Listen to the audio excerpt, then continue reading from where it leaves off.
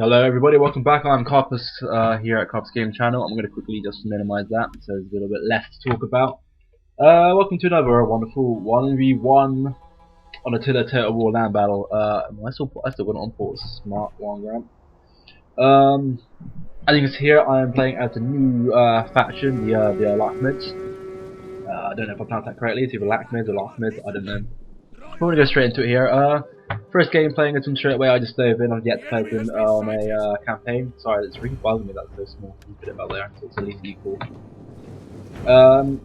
Straight down, as you can see clearly here, I have spread my people out massively. I said to him like, I said to him like, rules, don't bring any artillery. Although also you can scream use your cavalry with camels. I was like, honestly mate, I've got one set of cav apart from my general. To which I do. Here it is. He's like, alright, I'll bring a couple, so it won't be too much. He ended up bringing 4. So I knew he at least had one set of artillery. Turns out he had 4, so I was like, oh, okay, fair enough. So as you can see, I completely spread out my men entirely, as much as I possibly can. The artillery in this is not really that accurate. It's at least it actually aims for them in a sense. When it hits more in the middle. The thing I used to hate about like Empire and Napoleon, they used to aim for like this one guy here on the left. As far left as you can be, it will aim for them for some reason. Was far right really for the AI. So to come down to my army here, I haven't really got a lot. I kind of went for a lot more of a defensive play. I got some of the Kurdish archers here. I kind of spent a little bit extra on archers. I don't really tend to bring what is considered a great archer units. A lot of times bring like very subpar ones. But due to that, me playing, I've kind of got one set of cavalry here. As you can see, I got some army camel warriors purely because I wanted to get something that's going to be really good against enemy cavalry, because these are defensive cavalry units. So they're really excellent against cavalry units anyway, because of the spears, all of that. And they're armoured, so they're a little bit more protection against arrows. The downside of them being camels though, they are obviously just a little bit slower. And I don't know if you can tell by how my voice is sounding currently. Once again I'm ill. Every time I decide to do videos, I tend to get ill either shortly after or shortly before. And in this case it was both. So as you can see here, artillery hitting off straight away. If I do a little bracket, I don't know where their actual artillery range is. I think it's down here. Mostly I know that they're aiming them for me here, so I'll talk about that a little bit more in a second. As you can see, they're kind of aiming for me here, so I'll do it in a second. As you can see, I just bring up one unit here. I put them to loose formation.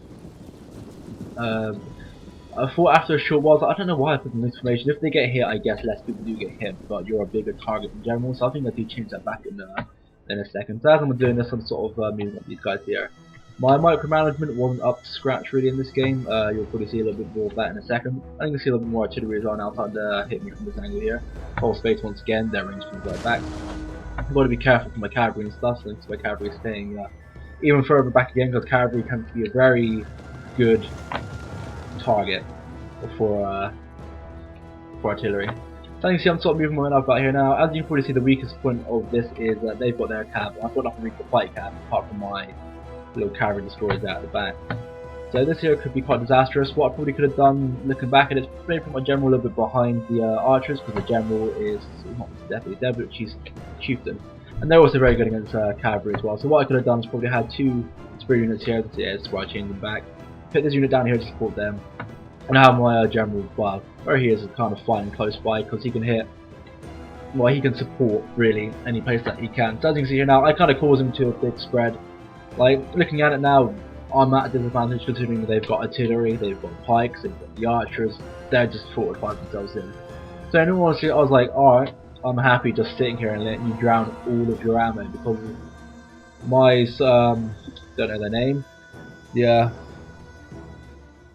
Kushati, okay, I'll try and pronounce that a million 3 times, so when I feel confident enough, I'll say it over chat. But those melee infantry were brilliant. They pretty much bested every single bit of infantry that he sort of brung, and as the Romans, it's nice to have infantry better than the Romans. You know, so it's got a few here. It's kind of got a little bit of a mix and match actually. It's got a few of the cohorts, it's probably the most dominant thing. It's got a couple of the Plancia guards, yeah, it's got up in there, and some Legios. Not too sure what it's got in terms of spearmen. It's quite average spears.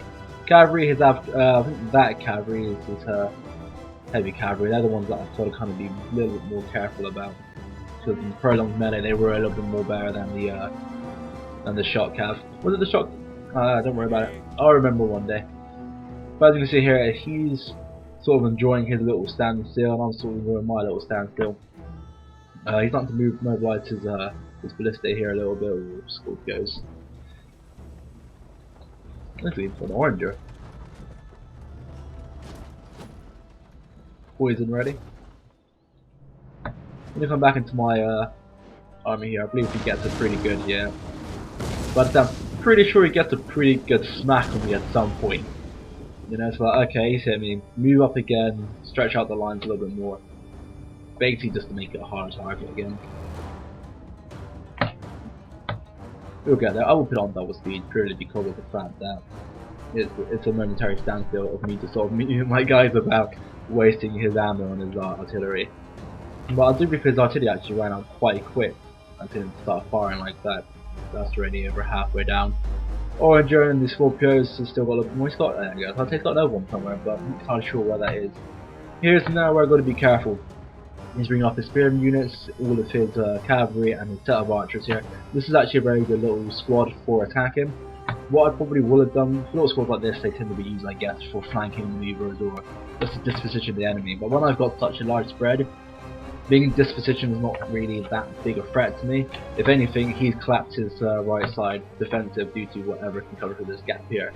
Obviously, that's not a big issue of me yet, but what I got to be careful of is when we actually engage into oh, they look badass. I think we've actually never looked at these guns before. When we engage in tactical melee, I got to be careful due to the the high amount of cavalry.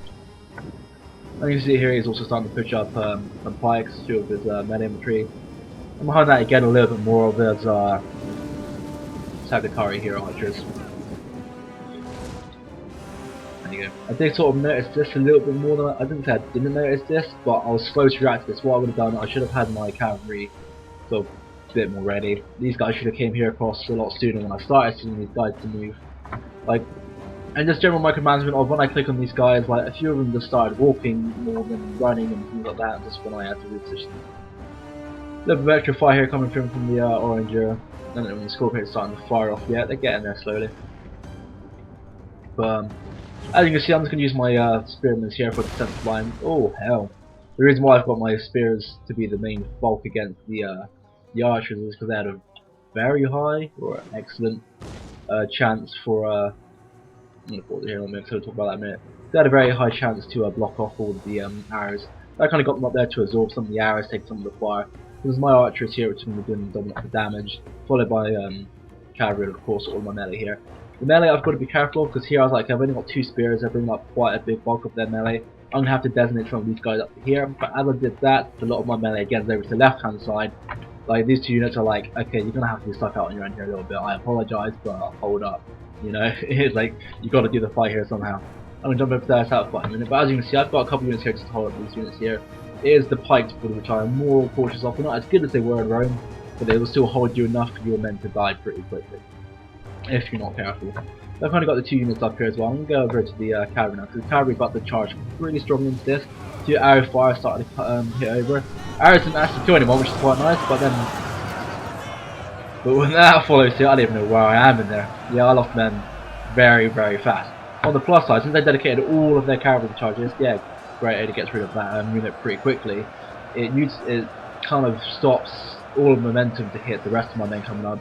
Yeah, and this is where I did the mistake. They just, oh no, they're not actually walking yet. But it happens. Now that they kind of gathered here, I can kind of get my camels as close as possible here to engage into actual melee combat. My sword infantry, since they're not in any charging, since they're kind of standing still, my sword infantry will sort of end up winning in close quarters melee engagement. But it is these guys here that I need to get here just a little bit faster. So we'll come back over to some mix, so you can do a little standalone fight here. I'm going to see a camel kill off a cavalry archer in a minute. There you go. Oh no, I thought the cavalry went down. Alright, my bad. We've got more fights coming on. I'll come over to this in a second. Over here, however, as you can see, I'm starting to pull back these two sword units here. I don't want them to engage into combat straight away. I don't want to basically utilise all of my men in here because I have the extra men to come across and do other stuff. As you can see, I'm starting to move my general a little bit. I do believe actually now bring my general up here just to keep the morale up here, to try and keep the extra fighting going on. Because until these guys get here, I'm just going to see this getting a little bit scary. But let's not too worry too much about that.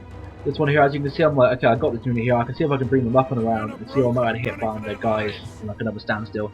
Not really too worried about if they send 1 or 2 units after me or if they start targeting their archers after me. Because if they start targeting their archers after me, I can then pressure with mine. I can start moving with other men. It can easily sway that a little bit.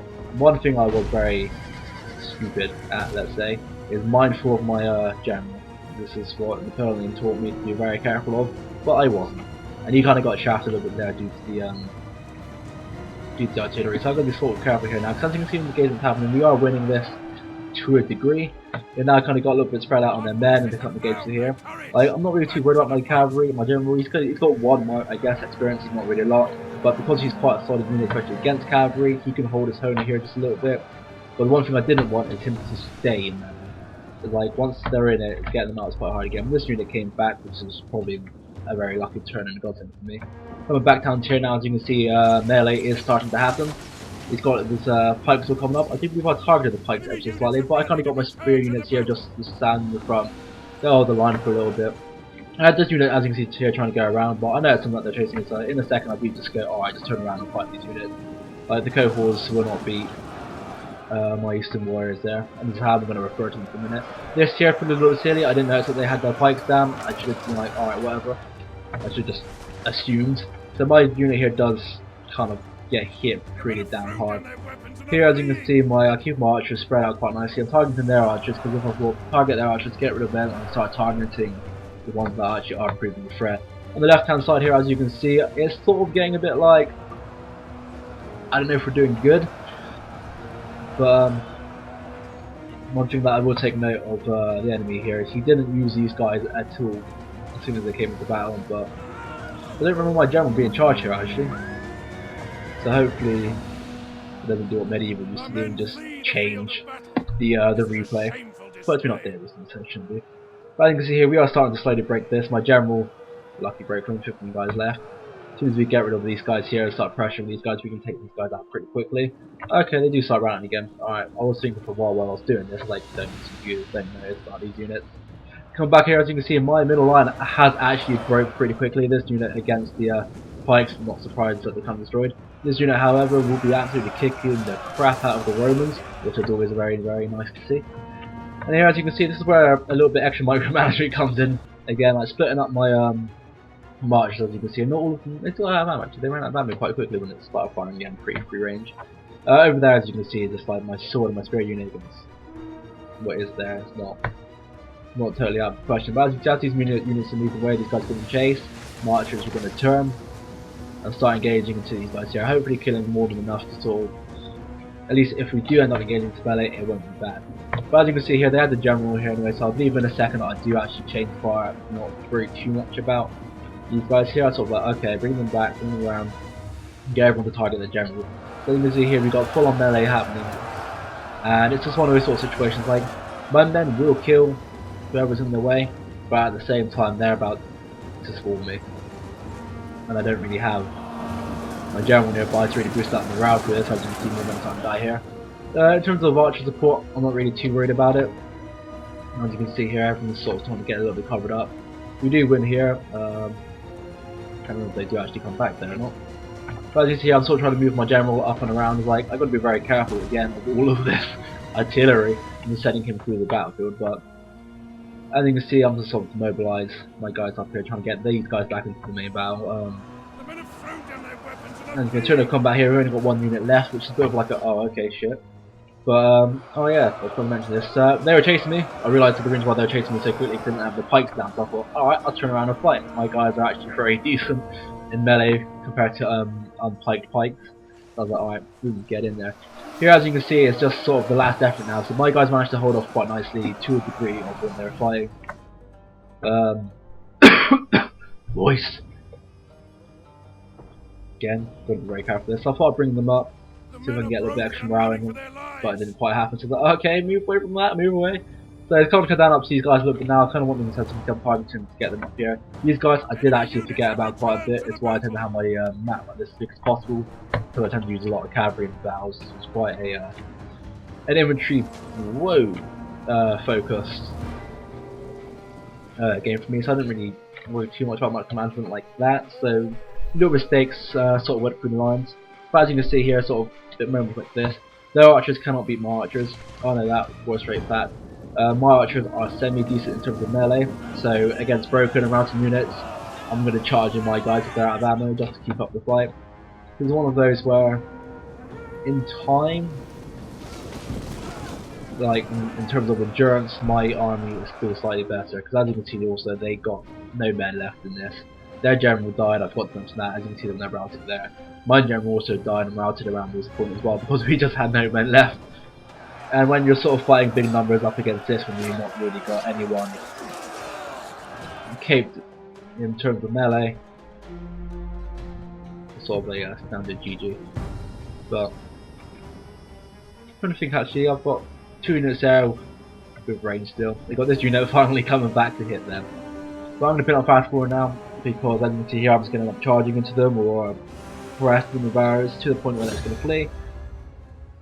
I'm in the Lakhmids. First game I ever played in them. And I'm stretching, if you're wondering why my voice has changed. Oh, apologies for the audio, it is still the terrible directional mic that I got given for free. I'm trying to get that sorted out fairly quick. I hope you have enjoyed this. I'm slowly organising the times I can actually do this, so more videos come hopefully. Like I said, I'm organising time, and due to wonderful scenes of internet-based things where I live, I'm going to start uploading in 1080p, see how that goes, and if it doesn't take 5 hours like it used to, you'll be getting 1080p videos rather than the standard. I say standard. It is standard now, like 720p videos. So to note, sorry for sounding like crap, for both being ill and the crappy microphone. Hopefully more videos to come. I say this a lot in my videos and then I sort of disappear for another month, but like I said, I'm starting to work out times now where I can do this a little bit more because I'm starting to get back into the swing of things. I hope you enjoyed it. I've been Carpus, and I'll see you next time.